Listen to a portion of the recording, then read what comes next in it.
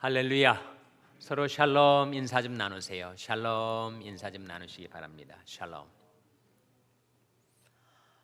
올해의 마지막 금요 성경 공부에 여러분 잘 나오셨습니다. 우리 지난주 암송 구절 같이 한번 낭송하겠습니다. 어디였는지 기억하십니까? 사도행전 5장 32절이었습니다. 한번 같이 그 공식에 따라서 낭송해 보겠습니다. 시작. 사도행전 5장 32절 말씀. 우리는 이 일의 증인이요 하나님께서 자기들을 순종하는 자들에게 주신 성령도 그러하니라 하더라. 사도행전 5장 32절 말씀. 다시 한번 낭송하겠습니다. 시작. 사도행전 5장 32절 말씀. 우리는 이 일의 증인이요 하나님이 자기를 순종하는 사람들에게 주신 성령도 그러하니라 하더라. 사도행전 5장 32절 말씀.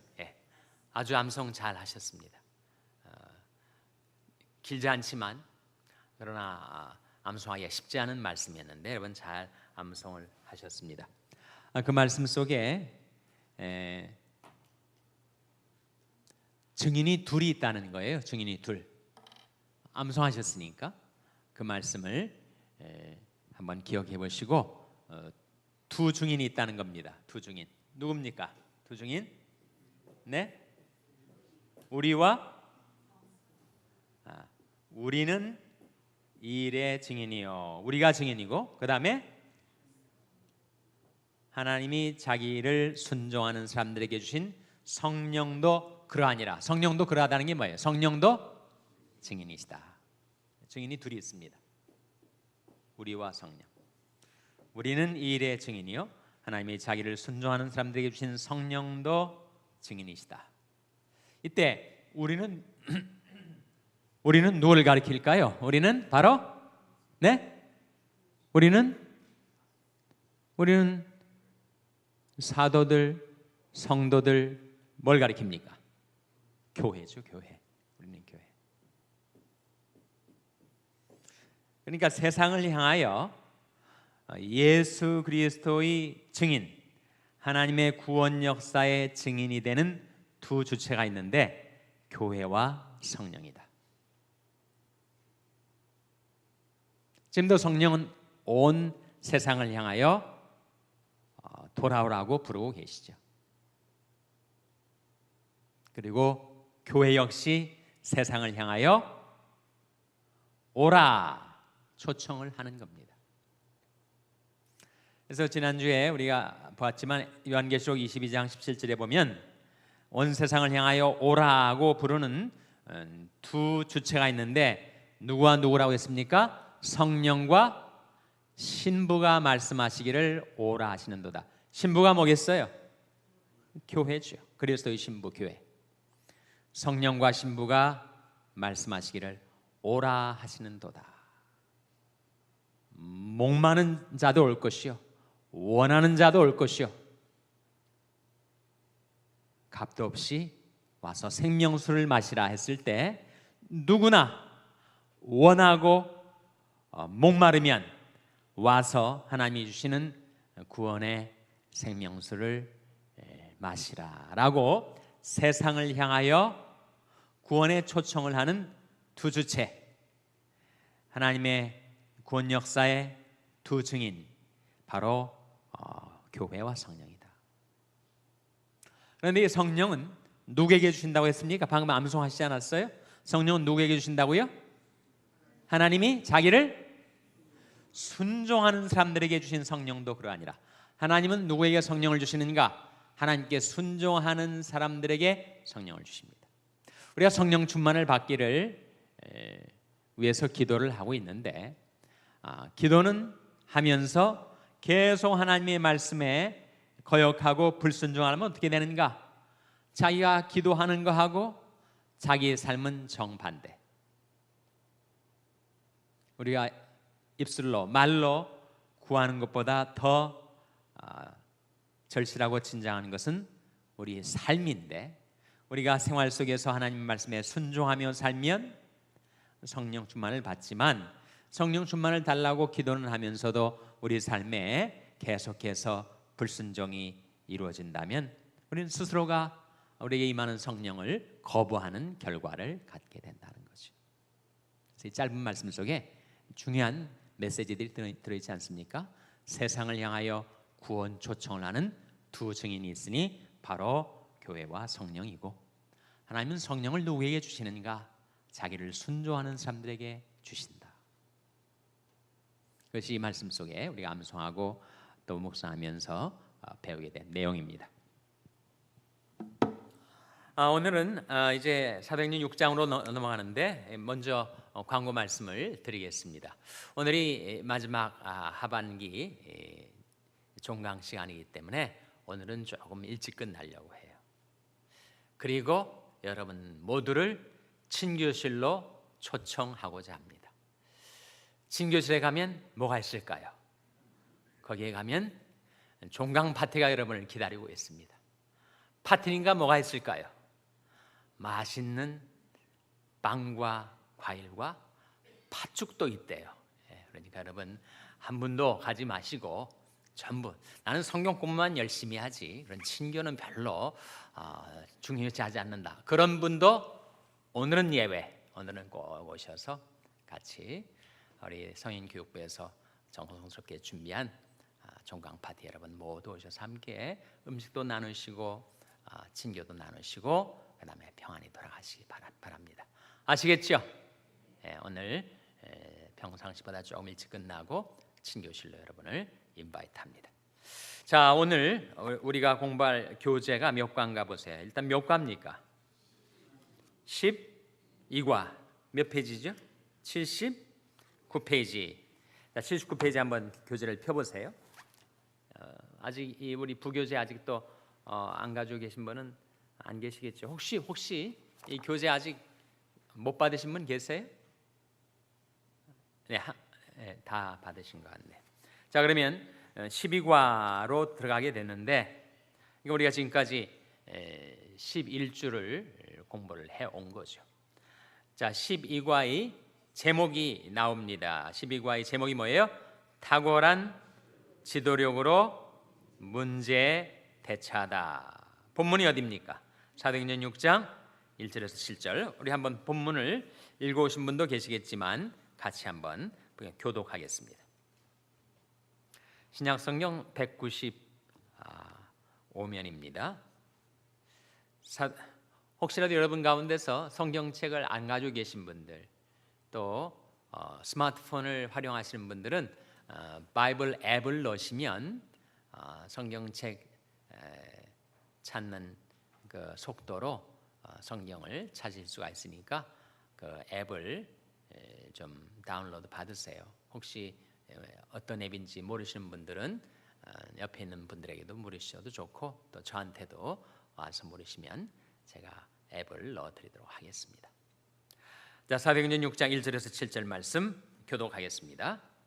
그때 제자가 더 많아졌는데 헬라파 유대인들이 자기 과부들이 그 매일 구제에 빠짐으로 히브리파 사람을 원망한데 12사도가 모든 제자를 불러 이르되 우리가 하나님이 말씀을 제쳐놓고 공계를 일삼는 것이 마땅치 아니하니 형제들아 너희 가운데서 성령과 지혜가 충만하여 칭찬는 사람 7을 택하라. 우리가 이 일을 저에게 맡기고 우리는 기도하는 것과 말씀 전하는 것을 전무하리라 하니 온 무리가 이 말을 기뻐하여 믿음과 성령이 충만한 사람 스데반과 또 빌립과 브로고로와 니가노로와 디몬과 바메나와 유대교에 입교한 안디옥 사람 니골라를 택하여 사도들 앞에 세우니 사도들이 기도하고 그들에게 안수하니라. 다 같이 읽으시겠습니다. 하나님의 말씀이 점점 왕성하여 예루살렘에 있는 제자의 수가 더 심히 많아지고 허다한 제사장의 무리도 이 도에 복종하니라. 아멘. 이것이 오늘 우리가 함께 공부할 본문이 되겠습니다. 지금 사도행전 6장에 나오는 교회는 어느 교회일까요? 어느 교회를 두고 말할까요? 네? 예루살렘 교회죠. 예루살렘 교회. 예루살렘 교회 교인들이 굉장히 많이 늘어났습니다. 그래서 1절에 보시면 그때 제자가 더 많아졌는데 이 제자는 믿는 자, 기독교인, 교인이란 말이죠. 교인들이 너무 많아졌습니다. 교회가 수적으로 부흥됐으니 좋은 일 아니에요?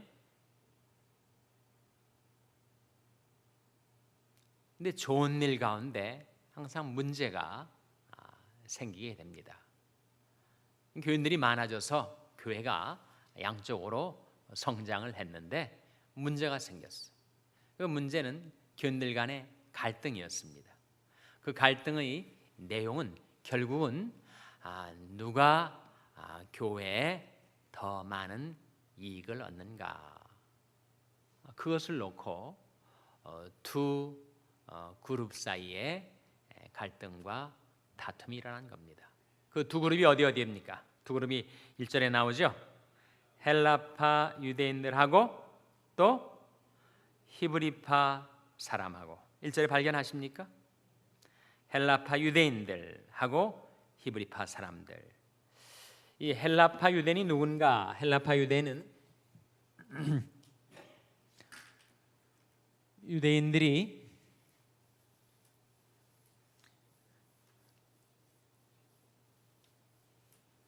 이 팔레스타인 땅, 이스라엘 땅에만 살고 있지 않고 여기에 나일강이 있고 이집트가 있고 여기에 팔레스타인, 이스라엘 땅이 있습니다. 이스라엘 땅에는 이스라엘 땅 지도는 아주 그리기가 쉬워요. 북쪽에 갈릴리 바다, 남쪽에 사해 바다, 그것을 연결하는 요단강, 요단강 동편과 서편, 이가 지중해입니다. 그런데 구브로 섬이 있고 이쪽으로 가면 이제 그리스가 있고 로마가 있죠. 이스라엘 민족이 이 이스라엘 땅에만 살지 않고 흩어져 살았어요. 그래서 아프리카 대륙의 이집트에서도 살고, 그리고 서쪽으로 그리스나 로마에 가서도 살고, 또 동쪽으로 바빌론, 그리고 페르시아, 지금으로 말하면 이라크, 이란 쪽에서도 살고, 이렇게 온 세계에 흩어져서 살았어요. 흩어져 사는 유대인들 가리켜서 뭐라고 한다고요? 디아스포라 주스라고 합니다. 디아스포라.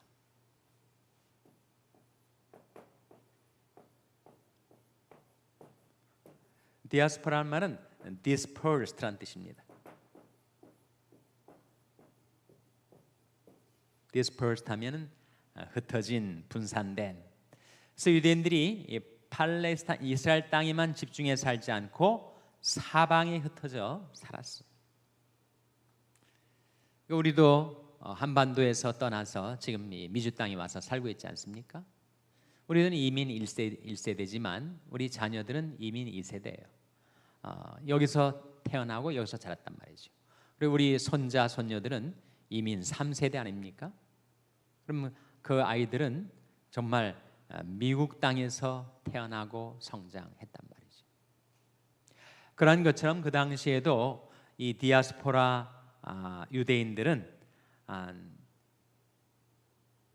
고국은 이스라엘로 삼고 살지만 다른 나라 땅에서 태어나서 자랐어요.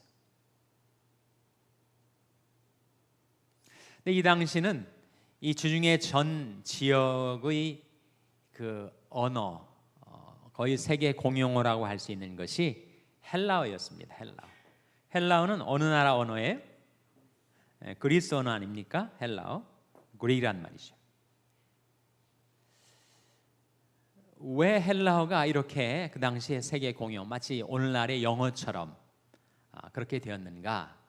그것은 주전 4세기에 소위 알렉산더 더 그레이트라고 하는 알렉산더 대제 때 그가 온 지중해 연안의 제국들을 정복하고 거기에 헬라 문화를 이식을 했습니다. 그래서 헬라어가 세계의 언어처럼 통용이 됐어요. 물론 이 당시 우리가 성경을 보고 있는 주 1세기 예수님 당시에는 로마가 이제 헬라를 제압하고 로마가 전 세계를 호령하고 있었지만 문화와 언어는 헬라가 우세했습니다. 로마는 행정적으로, 군사적으로, 정치적으로는 이 지중해 연안의 나라들을 잡고 있었지만, 그래서 팍스 로마나, 로마의 평화, 로마의 통치가 미치고 있었지만, 그러나 더 오랜 세월 가운데 그들의 생활 방식과 문화와 언어는 헬라가 주종을 이루고 있었어요. 그래서 이 당시에 흩어져 살고 있는 유대인들을 가리켜서 디아스포라주라고도 하지만 헬레니스틱 주라고 해가지고 헬라파 유대인이라고 합니다. 오늘 1절에 나온 것이 바로 헬라파 유대인. 그러면 헬라파 유대인에 대해서 이 반에서 이 이스라엘 땅에 살고 있는 사람들은 뭐라고 한다고요? 그 사람은 히브리파 유대인. 그러니까 the Greek Jews와 또는 헬레니스틱 Jews와 히브루 Jews가 있었다는 거예요.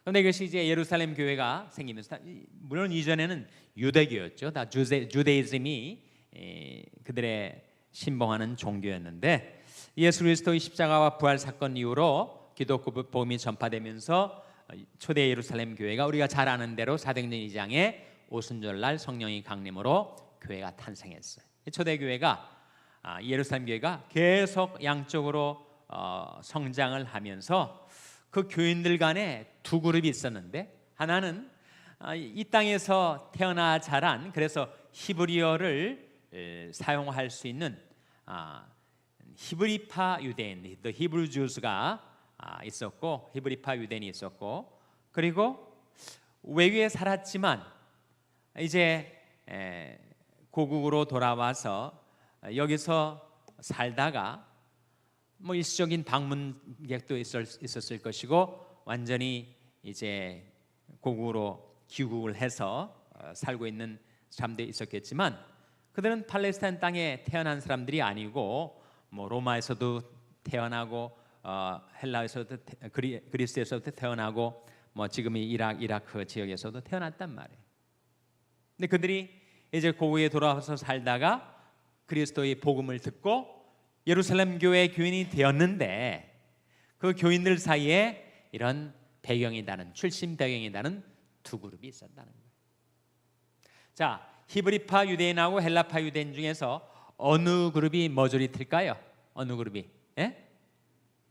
히브리파겠지. 헬라파는 상대적으로 마이너리티, 소수에 해당이 됐습니다. 그래서 교회에서도 교회의 행정적인 권한이나 리더십을 히브리파 사람들이 더 많이 가지고 있었단 말이죠. 근데 문제가 어떻게 발단이 됐느냐 하면, 교회에서 특별히 과부들, 지금도 그렇지만 당시의 과부들은 경제적인 경제권이나 인권이 매우 취약한 소외 계층이었단 말이에요. 그래서 그들이 어렵기 때문에, 경제적으로 어렵게 살고 있기 때문에 교회가 구제를 했어요. 교회에서 경제적인 지원을 했단 말이에요. 그러면 그 과부들 중에서는 히브리파 유대인 과부도 있을 것이고 헬라파 유대인 과부도 있는데, 교회에서 공평하게 그것이 분배가 돼야 될 구제에 자꾸 이 헬라파 과부들이 빠지는 거예요. 빠진다는 건 누락된다는 겁니다. 교회에서 나오는 그런 구제와 혜택을 못 받는 거죠. 그래서 이 두 그룹 사이에 불평이 생기고 갈등이 빚어지게 되었다 하는 것이 1절의 내용입니다. 1절 다시 보시면 1절에 그때 제자가 더 많아졌는데 헬라파 유대인들이 자기의 과부들이 그 매일 구제에 빠진다는 것은 누락이 되고 그 구제의 대상자 명단에서 자꾸 누락이 됐다는 거죠. 그렇게 되니까 히브리파 사람을 원망을 하게 된 것입니다. 그것이 교회의 갈등과 다툼의 문제였습니다. 그 문제를 교회의 리더십이 어떻게 해결하고 있는가에 대한 설명이 나오고 있는데 2절에 보시면 12사도가 모든 제자를 불러 이르되 온 교인을 모아놨다는 것이죠. 오늘날로 말하면 공동회를 열었다는 거예요. 열어놓고 이렇게 말을 시작합니다. 우리가 하나님의 말씀을 제쳐놓고 공개를 일삼는 것이 마땅치 아니하니. 공개가 뭐예요?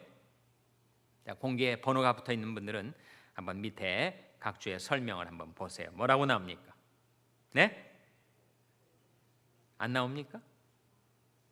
네, 제가 가진 성경은 공개에 6번 이렇게 붙여 있고 밑에 보면 혹 재정 출납을 이렇게 나와 있단 말이죠. 열두 사도가 하는 말이 우리가 하나님의 말씀은 제쳐놓고 이렇게 그 물질을 그것이 캐시였는지 먹는 것이었는지 옷이었는지 뭔지는 명확히 나와 있진 않습니다만 우리가 하나님 말씀은 제쳐놓고 이 물질 분배 문제로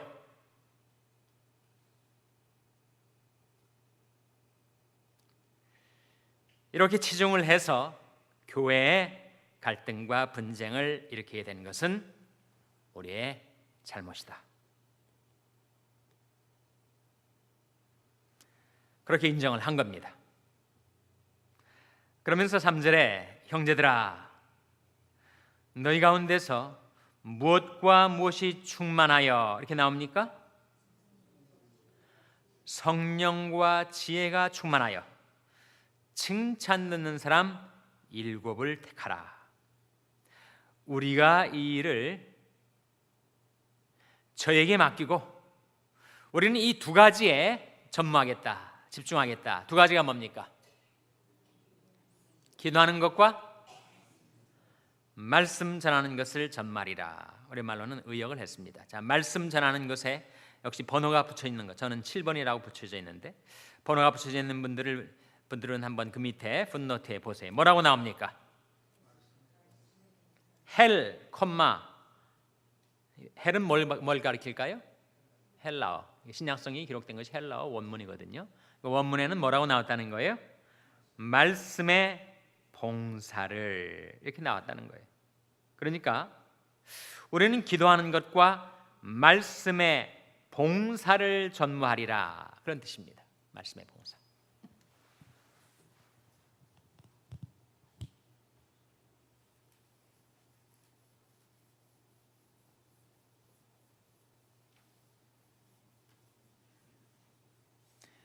기도하는 것과 말씀 전하는 것을 전말이라. 이 헬라어 원문은 말씀의 봉사의 전말이라라는 뜻인데 말씀의 봉사가 뭔가? 영어로는 ministry to the word라고 합니다. 말씀 사역이죠. 우리 모든 교인들, 우리 모든 신자들은 다 일정한 미니스트리를 합니다. 친교부에서 봉사하고, 예배부에서 봉사하고, 교육부에서 봉사하고, 선교부에서 봉사하고, 다양한 봉사, 미니스트리가 봉사 아닙니까? 물론 사역이라고도 번역을 합니다만, 다 이것은 봉사라는 뜻이란 말이죠. 섬김. 그런데 사도들은 어떤 사람은 구제에 봉사하고 어떤 사람은 재정 출납에 봉사하고 어떤 사람은 음식 만들어서 성도들에게 양식을 공급하는 일에 봉사하고 하듯이 사도들의 본령, 사도들이 해야 될 본분은 뭐냐? 말씀의 봉사다. 말씀의 봉사. 말씀의 봉사에는 말씀 연구, 말씀의 가르침, 말씀의 설교, 말씀의 전도, 말씀과 관련된 모든 봉사가 사도들이 해야 될 본분이다. 그런데 그 말씀 사역 앞에 뭐가 먼저 나옵니까? 무엇과 무엇에 전무한다고요? 기도와 말씀의 봉사에 전무하겠다. 그러니까 말씀 사역은 기도 없이는 이루어지지 못하는 것. 제가 여러분이 한 번만 양해를 해주신다면 정말 중요한 라틴어 경구를 제가 하나 소개를 해드리겠습니다.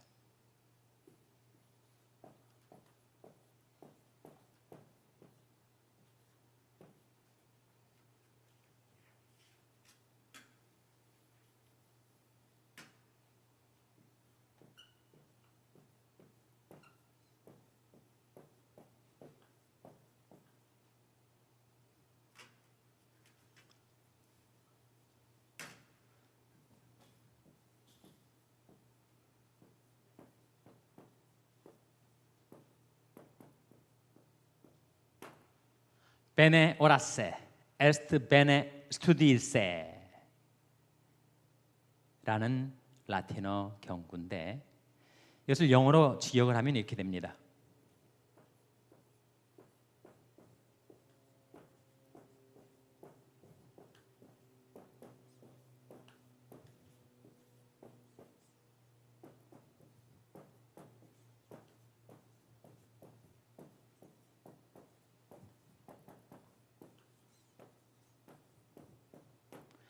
To have prayed well is to have studied well.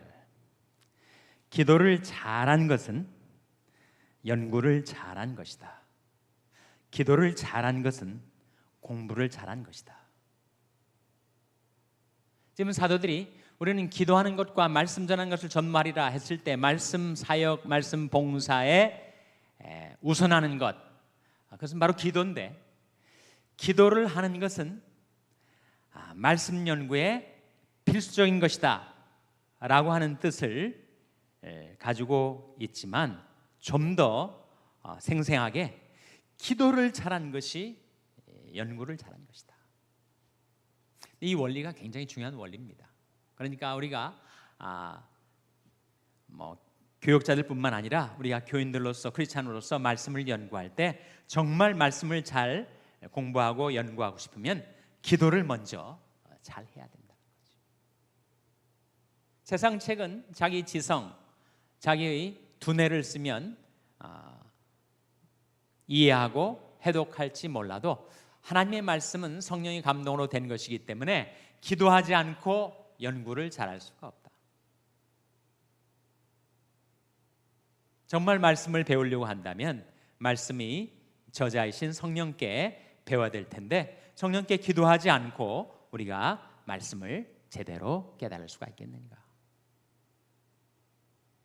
그래서 특별히 크리스찬들은 자기 이성, 자기 분석력, 자기 이해력 이런 것으로 말씀을 공부하려고 덤벼들 것이 아니라 먼저 기도해서 내 눈을 열어서 주의 법에 기이한 것을 보게 하소서 기도하고 주의 말씀을 열므로 우둔한 자에게 비추어 깨닫게 하나이다 기도하고 대저 생명의 원천이 죽기의 싸움에 주의 광명 중에 우리가 광명을 보리이다. 기도 가운데 하나님의 말씀의 조명, 말씀의 가르침, 말씀의 깨달음을 기도한 다음에 말씀을 연구할 수 있다는 거죠. 근데 이 원리는 기도와 말씀의 관계뿐만 아니라 정말 기도를 잘한 사람은 사업을 잘 할 수가 있습니다. 하나님께서 지혜도 주시고 이제도 밝혀주시고 사업 수완도 주시고 능력도 주시고 기도를 잘한 사람은 건강관리를 잘 할 수 있습니다. 기도하는 사람은 하나님이 그 마음에 평안과 기쁨이 있으니 육신에도 건강과 활력이 깃들게 해 주신다는 거죠. 그러니까 우리 생활의 모든 영역에서 이것이 적용이 되는 원리인데 기도를 잘하는 것은 어느 분야, 어느 영역의 모든 것에서 잘 할 수 있게 되는 것이다. 사도들이 정말 말씀 전파하는 것도 바쁘고 설교하는 것도 바쁘고 그렇지만 그들은 기도를 더 중요시했습니다. 종교개혁가 마르틴 루터가 그렇게 얘기를 했다고요. 나는 오늘 너무 바빠가지고 기도를 3시간 해야 했다. 너무 바쁘면 기도를 생략하는 것이 아니라 평상시엔 2시간씩 기도를 했는데 오늘은 너무 바빠가지고 기도를 3시간 해야 했다. 정말 우리가 그렇게는 살기 어렵겠지만 기도의 중요성, 우리가 기도할 때 우리 하나님께 은혜 받고 능력 얻고 지혜 얻으면 자기가 하는 일이 무슨 일이든지 간에 그 일을 잘 할 수 있게 되는 거라 하는 거죠.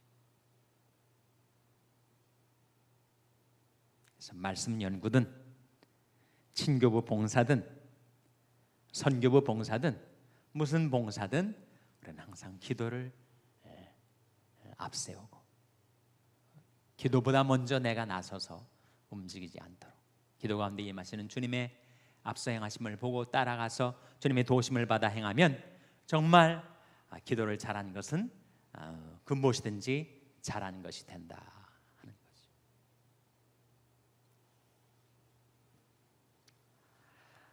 그래서 7사람을 택합니다. 7사람 중에서 우리가 잘 아는 사람 2사람 이름이 나오죠. 누구와 누굽니까? 스데반하고 빌립이 나옵니다. 그 7명을 택하여 세웠을 때 누가 택한 겁니까? 사도들이 임명한 것입니까? 교회가 선출한 것입니까? 한번 발견해 보세요. 사도들이 임명하는 거예요? 교회가 선출한 거예요? 네? 교회가 선출했죠. 어떻게 알 수 있습니까? 3절에 뭐라고 했습니까? 형제들아 너희 가운데서 성령과 지혜가 충만하고 칭찬 듣는 사람 7을 어떻게 하라고요? 택하라, 선택하라, 선출하라. 그러니까 사도들이 이런 사람 7집사로 임명해야 되겠다. 그래서 상명하복처럼 위에서 내리 전달한 것이 아니고 교인들을 통해서 나타나는 하나님의 뜻을 사도들이 받아들인 겁니다. 가톨릭은 아주 전체주의적인 체제를 지니고 있기 때문에 교황이 다 임명을 해요. 교황이 추기경 임명하고 대주교 임명하고 주교 임명하고 교황이 다 임명을 하죠. 개신교 교회는 그렇지 않아요. 개신교 교회는 교회 리더십이 있지만 교회 리더십은 회중을 통하여 나타나는 교인의 뜻을 하나님의 뜻으로 받아들였습니다.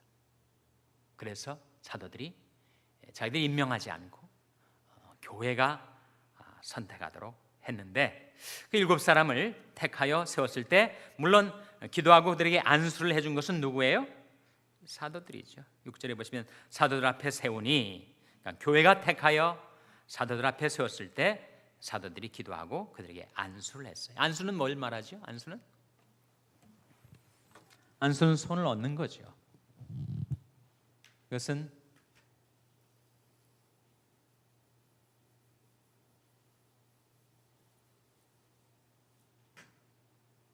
권한과 책임의 위임이죠. 위임. 손을 얹어서 사도들에게 부여된 권한과 책임을 안수를 받는 그들에게 전달하는, 위임하는 그런 의식입니다. 그랬더니 7절에 어떻게 됐습니까? 그 문제가 해결돼서 하나님의 말씀이 점점 더 왕성해지고 예루살렘에 있는 제자의 수가 더 심히 많아지고 허다한 제사장 인물이, 이 제사장은 어느 종교 제사장이겠어요? 유대교죠. 유대교의 허다한 제사장 인물이도 이 도에 복종한, 이 도가 뭡니까? 역시 도에 번호가 붙여져 있는 분들은 밑에 뭐라고 나와요?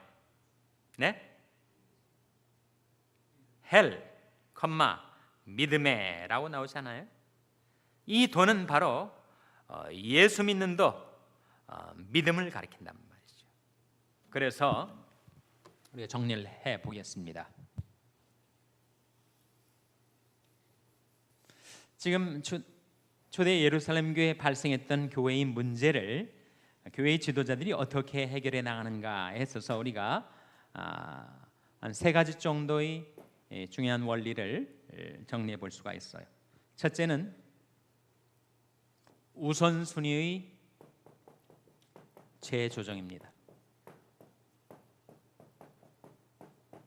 사도들이 자신의 책임, 자신의 잘못을 인정을 하고 우리가 너무 재정출납에 집중하고 과부들에게 어떻게 그것을 분배하는가에 신경을 쓴 나머지 이렇게 교회에 문제가 발생했으니 우리의 사역의 우선순위를 재조정해서 우리는 무엇에 최우선을 둬서 행하겠다 이렇게 말했습니까? 우리는 기도하는 것과 말씀의 봉사를 전무하리라. 두 번째는 사람을 세우라 하는 거죠. 문제가 생겼을 때 결국 문제를 풀어가는 것은 사람이니까 과부들이 더 이상 불평이나 원망 없이 모두가 다 페어하다고 느끼고 감사와 기쁨 속에 교인들이 생활할 수 있도록 그 재정출납의 일을 지혜롭게 성령의 인도를 따라 잘 감당해 나갈 7 일꾼들을 세웠더니 문제가 해결이 되더라.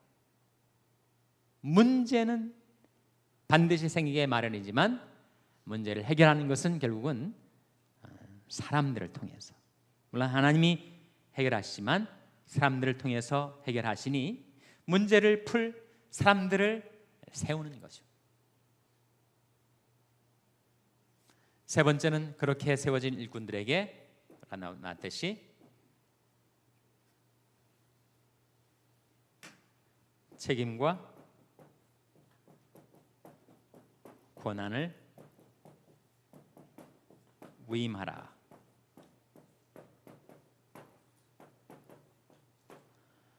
그래서 사도들이 이 문제, 지금 문제가 발생한 그 재정출납의 문제, 공개의 문제에 대해서 완전히 7 집사에게 이를 딱 맡겨버리고 자기들은 손을 뗐습니다. 그래서 자기들은 우선순위에 따라서 기도와 말씀 봉사에 전무하고 이렇게 세워진 일꾼들에게 책임과 권한을 위임했다. 그랬더니 어떻게 됐다는 거예요? 그 문제가 근본적으로 해결이 되고 예루살렘 교회가 부흥의 부흥을 거듭하게 되었다. 그것이 오늘 본 말씀 속에서 우리가 발견하게 되는 내용입니다. 혹시 질문 있습니까? 질문. 질문이 없으시면 다음번 암송 구절은 사도행전 6장 4절입니다. 사도행전 6장 4절 말씀이 우리가 다음번 암송 구절이 되겠어요. 오늘은 이렇게 좀 짧게 마치겠습니다. 짧게 마치고 아까 말씀드렸던 대로 여러분 모두를 친교실로 초청을 하니 꼭 가셔서 좀 음식도 맛있게 드시고 또 우리 교인들 서로 얼굴도 보시고 대화도 나누시고 평안히 돌아가시기를 바랍니다. 아시겠죠? 기도하시겠습니다. 하나님 아버지, 오늘도 저희 하나님의 말씀을 함께 배우고 참으로 기도를 하는 것이 제대의 모든 삶을 잘 살아갈 수 있는 열쇠인 것을 깨닫게 해주신 것을 감사드립니다.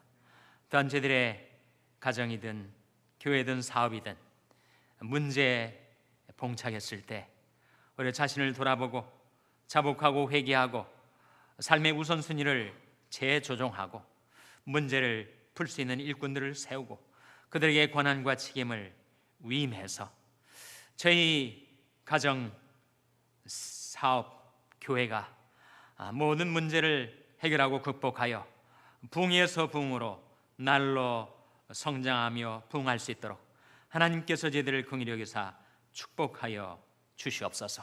이 시간까지 하나님의 말씀을 배울 수 있도록 저희들을 인도해 주시고 하나님의 말씀을 가르쳐 주신 주님 앞에 감사와 찬양을 드리옵고 모든 것 하나님께 의탁드리오며 예수님의 이름으로 기도하옵나이다. 아멘.